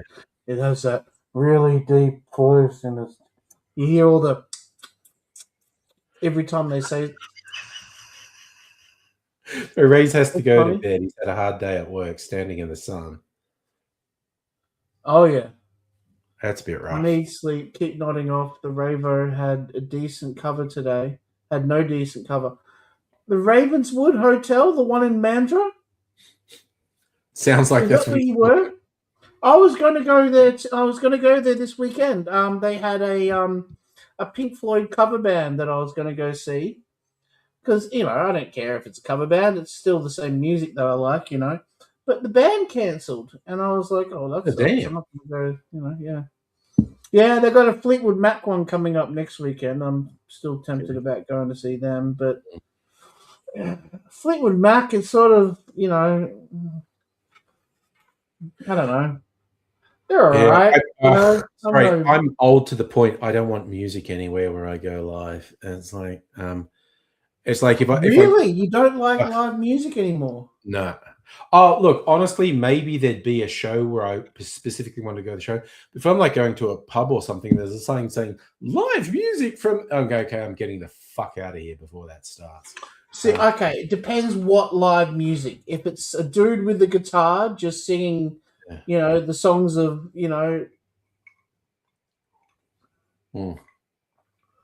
I'm sorry, just here. Yeah. Looks like there's a ghost behind me. That's probably just the text overlay making it look like a ghost. Yeah. Look, if I... So weird. Yeah. It's paper towels. They're paper towels. Yeah, see? Honestly, I swear to God, it looked like that was a face. Yeah, I think it was the chat overlay that made it look like that. When's the right time to throw out the box, your big screen? When hard garbage comes? I think what cut it up into strips. Is sometimes there's a theory that it attracts thieves if they see a box for a big appliance and stuff. It's like, oh, that house has new appliances I can break into and steal. No, Rays. Rays does not want to be in a... Does not want to watch Matildas play soccer. Yeah. I'm not a sport person, so I'm not big on that either. But was that not why you were asking, Heine? Were you thinking of maybe if you had to take it back to the shop? Um, Well, you don't need to have the box to return. Okay, there was a TV show called The Checkout, and it was hosted by the people that made The Chasers. yes, it was a Okay, serious show they and did.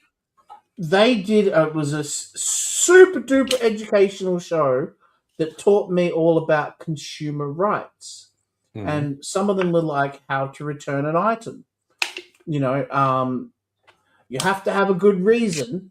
For instance, the item was not fit for purpose. You Yeah, know, so they sold you a candelabra to knock down a wall. You know, and they said, "Oh, does a great job." You know, and you went home and tried to knock down a wall, and the candelabra got damaged. Well, they told you to use it for that purpose. yeah, It's a ridiculous use, but if they told you that, that's not fit for purpose.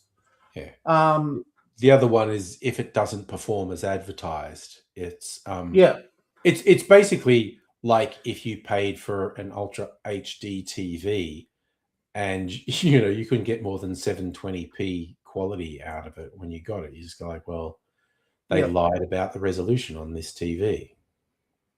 Um, Another one is what kind of shop that you could return it to. So, for instance, a big box shop like Harvey Norman, you had the right to return an item to them. If it was a medium-sized shop like your local hardware shop or something like that, you have the right to turn an item back to them. But if it's something you bought from a garage sale or on Facebook Marketplace, you're kind of stuck with it. Yeah.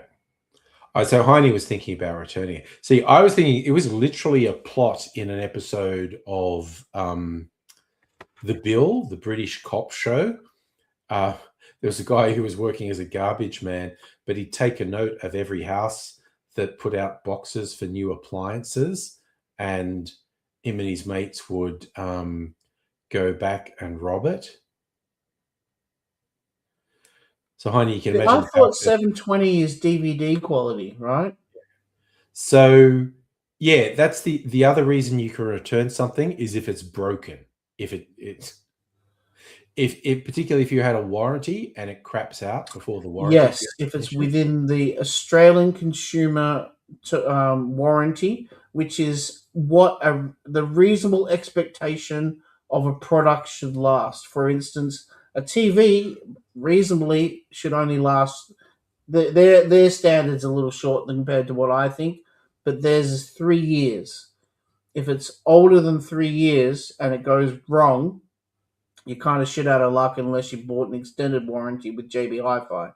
But if it's under 3 years and your TV goes bad, yeah, you can take it back and return it. But also, statistically, extended warranties are a waste of money. At Yeah. least 999 times out of 1,000, you will not make a claim in the extended No. warranty period. A product has a thing called the bathtub problem. So it's more likely to go wrong in the first month that you own it or after a period of 6 years when it's gone bad. Yeah. It makes a shape of a bathtub, Yeah. and Yeah. that's why. So, and that's why, yeah, you go to Choice and whatever, they'll just say extended warranties are a waste of money. Like, yep, you know what? Sucks to be you if you're the 1 in 10,000 that the TV blew up in the 5th year. But Yeah, it 3 almost days never, after the warranty runs out. Yeah. yeah, yeah, it almost never happens. So the extended warranties are almost always a waste of money. Plus, they give you a hard fucking time if you try and claim on it anyway. So, Yeah, they do this thing called the runaround where they say, I'm sorry, you have to go and see the manufacturer. And yeah, then the manufacturer will say, I'm sorry, you have to go and see the shop. And the Australian consumer law says the shop where you purchased it are the ones that are meant to be handling it. It's yeah, not meant to be sent back to the manufacturer because they sell their stuff from overseas, and there's sometimes little that you can do. But the ACCC can have a fine sent to a local Australian shop. I bought it on the 30th of the 10th, 2025. I probably have the receipt in the box. I'll just keep the box. You don't need a receipt. You can also use the purchase that's on your history of your bank card. If it shows, a amount spent and on the date of on your bank statements, yeah.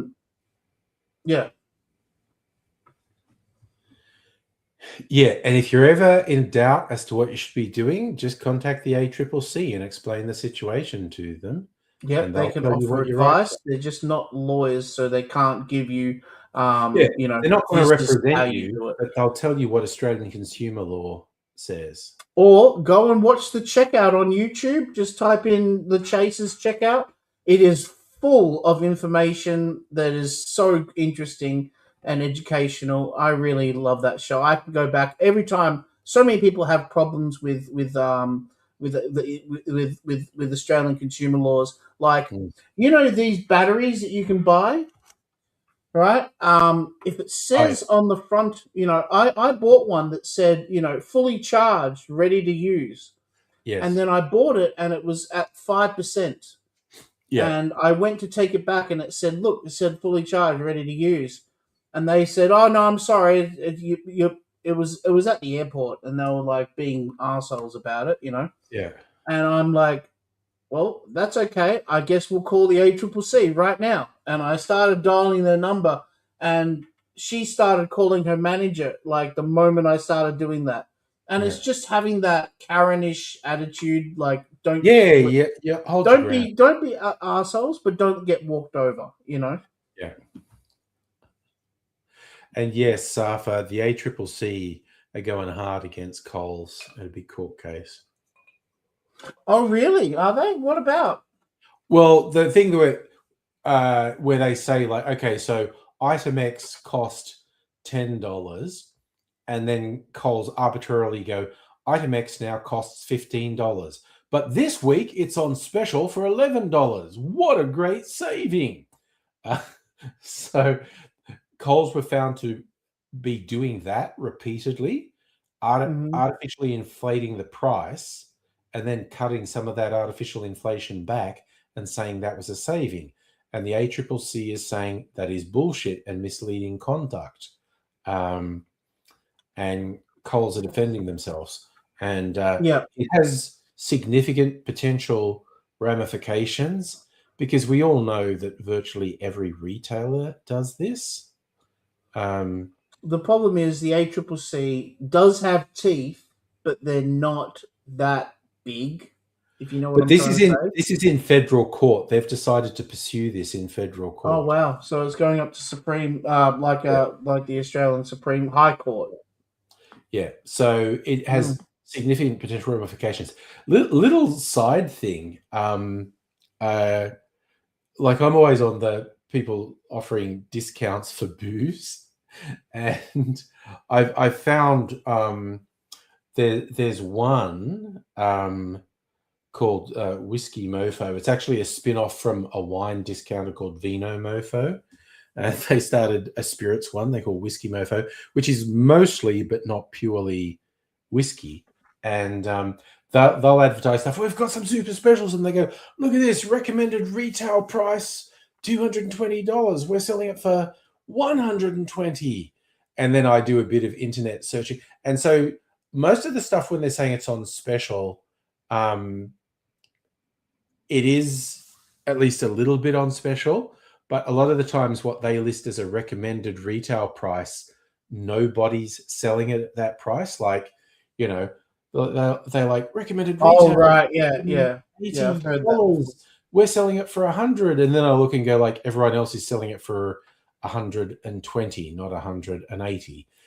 But the other one, Nick's Wine Merchants, when they say we're selling for this, everyone else sells it for this, I always check, and Nick's Wine Merchants is almost always telling the truth, whereas this other one is regularly fudging the truth a little bit. We've done that on live on one of the few live streams. You've done a few of those.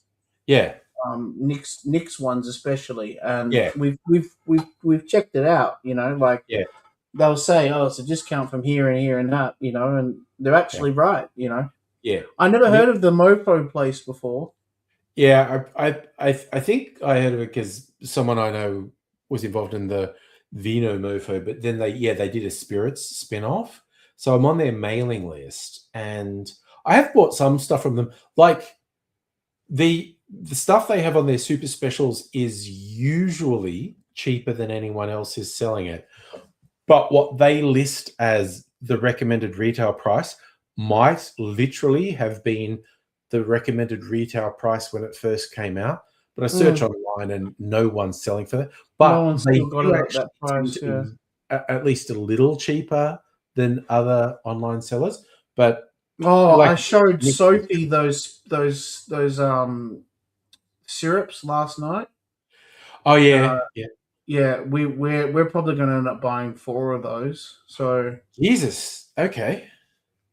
Yeah, yeah. I'm still tossing it up because I'm kind of keen to enter the competition, but it is effectively a minimum $25 entry fee because you got to have at least one of the syrups. Mm-hmm. For someone like you that can make his own spirits, I can't see the justification of buying those spirits and you've already gone a lot of directions that those spirits would take you. Those syrups, sorry, not Yeah, spirits. yeah, Um, for me and Sophie, that want a sort of a base to go with yeah, like you've got a cocktail, like yeah, for instance, a whiskey or gin or heaven forbid a vodka, and yeah, then you put it with a syrup that connects with it, and then you can build the cocktail from that. yeah, And that's going to be great for what me and Sophie, as we're yeah, learning to do stuff. And yeah. hello tennis, had They to do it, are sorry. very high quality syrups. That company, um, yeah. Better be for $25 Well, each. like it worked out. They're basically the same price as spirits. It's it's like twenty I five was bucks going to for three say, twenty five let's now. buy 2 and then buy 2 later on. But then Yeah, Sophie brought up a good point that they're going to charge us a fortune in postage. So and let's you just might get save the 4. postage if you get them all. Yeah. Yeah, we'll get 4 at once, maybe even 5 she's looking at actually. Okay. Um, let me Safa, what see. does that question mean? Is 4K good for horror movies? What does that question mean? Do you have a 4K I TV? Was the movie shot for 4K? It's Yeah, that's a really open question because some older movies I wouldn't want to buy them in 4K. yeah. They weren't designed for 4K televisions, whereas like some of the new ones, some of the Korean 4K films are fantastic in 4K. Mm. No, I've had a Sophie's not in butterfly. the background today. No, no, Sophie gets home pretty late tonight. What are we on? Okay. Yeah. So Yeah, I can get going and let you take it from here if you'd like. I know no, no, you're no, getting a no. bit. Just hang out with me. I'm going to go to bed Yeah. soon. Okay. Yeah. Is it scarier in 4K? I'm going to go. The film resolution is not what makes something scary. It's No. what was it that gave me a good jump scare recently? Oh fuck, what was it? Oh, In weapons. fact, Weapons was wow. Yeah, that's a great 4K movie. Yeah, That's a sensational film to have in 4K. But yeah, Sim puts up a great point that when you have movies yeah. that are older and set in 4K, you sometimes see shit that you're not meant to see, strings and background things and stuff like that that are Those when like H just were the best that they could do back then, but Mm, haven't really held up in the yeah. sense of It's like the joke when HDTV first came out. People would watch old shows and the makeup on the shows was all fucked up and you'd see these really harsh lines of makeup and and the bit where the makeup starts. and Yeah, the skin is. You can see yeah, the line, yeah. and stuff like that. Yeah, It's that like really that stands was out. Yeah. meant that was shot for old CRT TVs, and you Hmm. sudden when they broadcast that in HD on modern, you just saw all this shit you weren't meant to see. Hmm. So the best answer is new movies. Stuff that came out post. My line is 2020. I feel like 2020 was when they really hit the 4K stride. That's why I labeled That makes all of sense. my Plex movies like Yeah, 2020 onwards, and then you yeah, got pre 2020. Um, so yeah, 2020. I think horror movies in 4K for sure. yeah, Pre 2020, stick with Blu-ray. yeah, yeah. Cheaper. So just when you were saying scarier, I thought it just immediately made me think, wait, I watched something that gave me a really good jump scare, Mm. and it was Weapons. Weapons is really good. Yeah, Safa, 6 years after 4K came out, you need to understand they're lying with a lot of the 4K disc releases. Yep. It's upscaled from a lower quality thing, which is just fucked up. But yeah, I definitely recommend Weapons because it was a it was a pretty weird pitch for a movie, like just from the trailers, like the class of kids disappear. But it was definitely not what I was expecting, and the style of the movie was not what I was expecting. Uh, and particularly, like, yeah, the second jump scare was like, oh, okay, I wasn't actually sure if this was going to be supernatural. That jump scare made it unequivocal. It's going to be a supernatural explanation for what happened. See, they would get around the ACCC because they're still presenting the film in 4K. But Yes. what it is, it's a 2K upscale. Yeah. They're only, like about one in every 20 films are actually 4K, set in 4K, filmed in 4K, edited in 4K. And look, my thing's gone crazy. It's still flashing even though I've unplugged You've it. unplugged it, yeah. Is that the batteries giving it that Oh, charge? it Oh, there we stopped go. now. Stop. Yeah, I was just recharging my backup batteries. So That was quick. Are they done already? yeah, that's like an hour.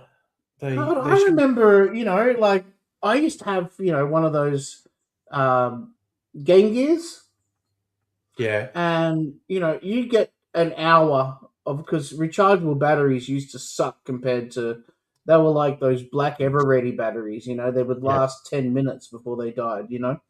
Um, and it was the same with rechargeables. They wouldn't last as long as a standard like Energizers or yeah, Duracell or something like that. And then you'd have to charge them, and that would take 12 hours.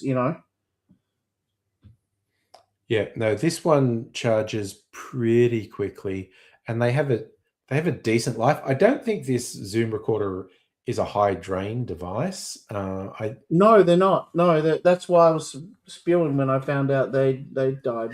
caught you off guard. I just Yeah. remembered when I shot Friday's video, the book video one, was it was like on one bar, and I was like, okay, I need to not risk Yeah, I need to recording pay anything attention else to my on bars this. on my, yeah, yeah.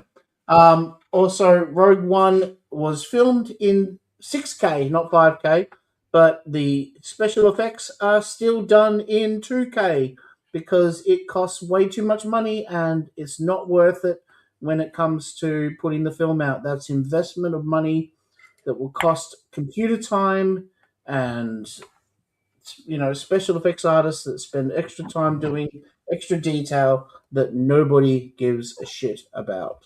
Mm. Although, yeah, mind you, computer graphics, like you commented, Mrs. Angry's been watching a lot of Babylon 5. Um, a lot of their effects are computer generated, and Mm-hmm. watching them, and it's because it's like 90s computer generated TV computer generated.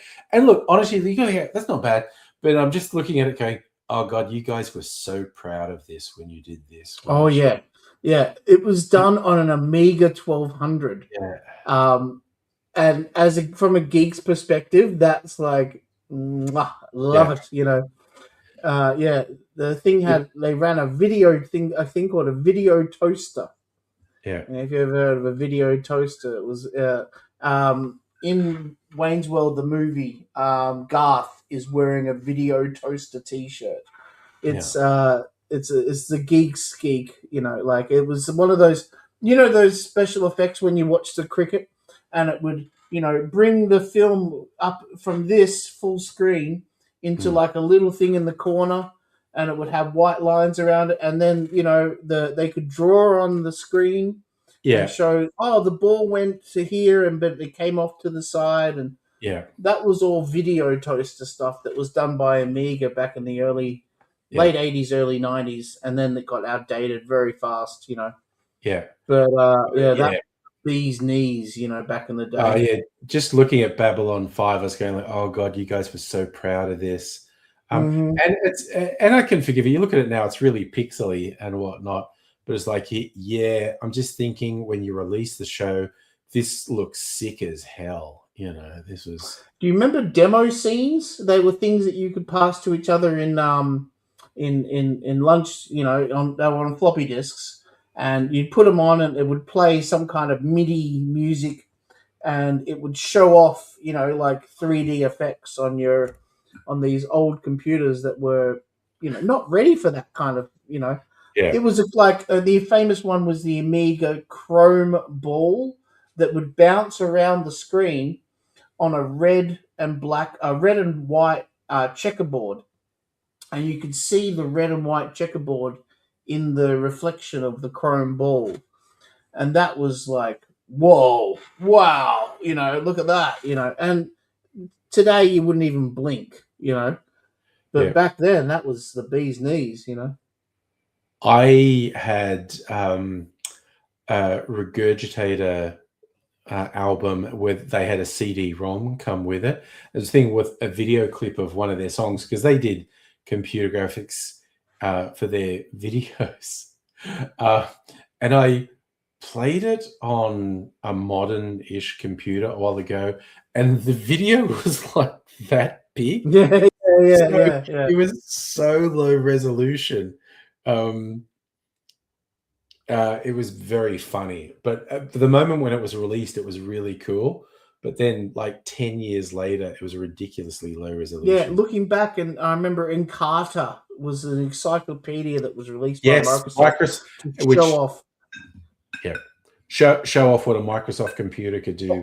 Show off what a CD-ROM could do. Yeah, and of course, and now looking back at the internet. The videos were like the size of stamps, they were absolutely tiny. You could probably hold a 50-cent coin up onto the screen and it would still be, bigger than the video.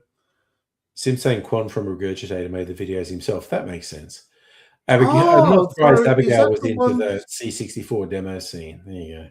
Yeah, I really love those Regurgitator clips. They were the ones, Black Bugs and stuff like that, with the giraffe and oh, fantastic! I love those clips. They stood out like so much during the 90s. Yeah.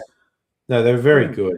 And in fact, if you watch them at a decent resolution, they still look good. It was just funny what they put on this CD-ROM that in like the early 2000s, there were such leaps in video processing on, and by 2010, like I said, it was this big on a 2010 computer. It was very funny. Yeah, but even like I remember during the Napster years, if you bought a CD, often they would come with a music video, and it would go full screen, but it would look like a pixelated mess. The other thing they would do, the frame rate would be about 4 frames a second. Oh, it'd be like 12 frames a second. Yeah. Good call. I'm still blown away that those laserdiscs are all done. I'm still thinking, geez, have I forgotten something? That was pretty funny. You went to go for another one, and you go, wait, have we got through them all already? I'm just so used to us, like knocking that out in an hour and a half, let alone, Yeah. Well, yeah. that's why I wanted to start earlier, just in case we We're getting ramble. But it was used just to like it. Good of laser it now. focused Yeah. tonight. It was. And I brought up some notes for the $5 ones. You might have noticed that I was rabbiting off some information which sounded a bit pre-scripted. Oh yeah, Because, no. I could tell that you were reading yeah, something. Yeah. but I was just like, I don't know, Carousel, and I don't Yeah. know Oklahoma that well. I can't. I've seen Irma, and I don't remember it that well. Dr. Abigail saying, was there a Weezer clip of Windows 95? Not on mine, but there were different It was releases. my CD-ROM for Windows 95 had the Weezer one, and the Big Pond one had Greg the Stop Sign on it. That's hilarious. They had Yeah, right? Advertising Big Pond.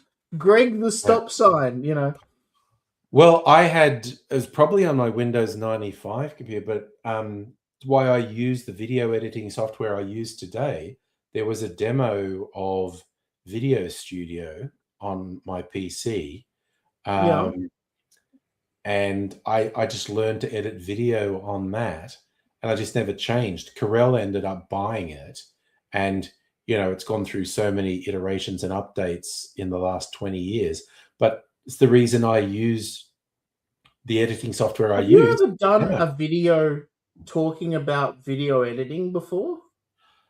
No, because I'm not that good at video editor. It's like, but you get the people who talk You're about efficient. video editing, they're just hardcore video editors. I remember The most I live did streams in the early once is 2000s was low res. Yeah, yeah. Oh, they were 360p if we were lucky. Some were 240. And yeah, now they're streaming in 4K. Yeah, I remember watching they had paid for concerts that you could pay money like $6 or $7 and watch a concert, and they were broadcast in 240p, and they would stutter. They would stop, and start and stop and start. And I was just glad to have it, like that alone was just like, oh, I get to see Sigur Rós, play the guitar with his bow, just love that shit. Yeah. I mean, some of my early YouTube videos are uploaded in 240p. That's Yeah. because I was on that dial-up. shit, did No, you? I Yeah. was on broadband. I was never on dial-up on YouTube. So I had my first videos were 360p.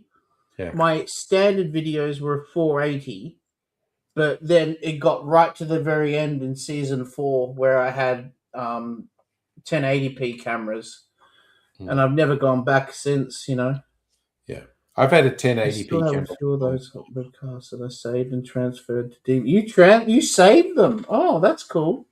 Be wild. There'd be some wild stuff on there. Safa, I had because I had a big lunch. I was out with the offspring, having eating dumplings. Chinatown. Yeah. Had a really decadent lunch. I had light and easy this week, so I had the light and easy lunch for dinner. It was their version of nachos. Actually, it was corn chips, cheese, and a bean and veggie mix. It was actually pretty tasty. Was it packed busy? There were a lot of people in the city today. The train was busier than the train I take to work. So we went to a place called Shanghai Street in Chinatown, which I know from experience during the week at lunchtime has like a line outside it. So we got there just before it opened and lined up. So once they opened, we went straight in, but it was full. Like within 15 minutes of it being open, it was full. Did you like 400 Blows? I couldn't get subtitles to come up on it. Another one with those subtitles, really? I don't know. I get weird glitches on the Plex phone app. Most of the time it goes fine, but sometimes very weird stuff. Like I showed you the thing where it'll just do this thing and it cycles through like TV shows, every episode of it. Yeah. And 400 Blows, it was refusing to show subtitles, and I still am not completely sure of how all the factors of that app work, but I know how to bring up subtitles on the PlayStation app, and as an experiment I did it, and I was able to bring up subtitles. So I haven't watched it. It says I've watched it because it did that weird thing. Yeah, that's what it says here. Yeah, you watched it. Yeah, That it's halfway through. The 400 100 blows. blows sounds like. So There that are skipping pornos like through that. episodes thing, that shouldn't happen too often. The reason that happened was because I've got a little box that has hard drives sitting behind the computer, and if that's not powered on, Yeah. then Plex will start looking for the file, but it won't be able to find it because because that box isn't powered on. Yeah. But Right? it So it'll doesn't. go episode, trying to look for one Yeah. that works. It does it But I for try the. to remember to keep that powered on, yeah. It does it for the phone app. It doesn't do it on the PlayStation app. Really? Okay, maybe that was just the one time when the power was down because I don't usually have that off. Does it happen often? No, it doesn't happen often. Just once so far, right? No, it's happened a couple times. Oh, okay. And it's still like, okay, I still can't watch Mr. Scorsese on my yeah. TV. I can watch it on my computer. I can't watch it on my TV. Either through the PlayStation app. The PlayStation app just shits itself and says, I can't play that. The phone app does the thing where it cycles through the episodes. In fact, look, that I could even. Dude. That really sucks. Yeah. But I could watch it on TV. But I the try other to one, give you this full experience, and I really hate it when it doesn't work properly. Yeah. And I've had other people who have had problems with the handshake, like they're getting a really slow handshake, and it takes they get that spinning wheel that goes forever. Yeah. And then finally it connects and it starts working, and yeah, I'll keep. I'm not going to just rest in its laurels. I'll always be trying to make it better and better. Yeah, and that's fine. Look, okay, look, I'll do it here. Look, I'll do Mr. Scorsese and see what happens. Let's play. What's it doing? It's not doing anything. Nothing. Blank screen. Oh, it's loading. Oh, look, it's playing it. It's playing on your phone. It doesn't playing mean it it's on going my to play phone. on the stream, though. It won't. It'll play on your phone, but it won't play on the stream. So when you press the TV button, it won't send it off. It will just play it on your phone. I've seen that happen in some files on mine too. Okay, well that's interesting. Yeah. It should watch it on the train, on the screen. But anyway. Alrighty. Well, it's been 2 hours. I'm going to get out and let you do your goodbye to everybody. It's good night. Farewell. Take care, everyone. Thank you for having me on, and again, thank you again for this week's episode. I look forward to editing it this week and having a bit of fun with it. It's been good, and I'll be back Tuesday in all probability. So you'll take care. See you another time, but bye for now. Have you had your cherries? Okay, just for you, I'll eat the cherry on screen. Yeah, and suffer. Yeah, for you and suffer. I mean, cherries on screen. All right, we're good. Bye. Yep. See you next Tuesday, suffer.